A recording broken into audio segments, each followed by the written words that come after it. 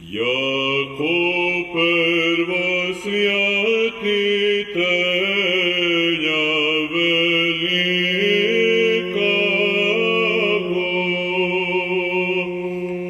и апостолов сообщника,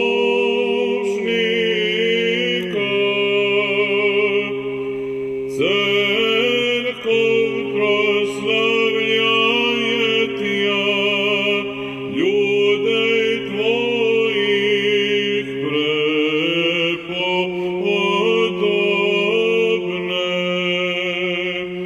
но яко имя дерзновение ко Христу Богу,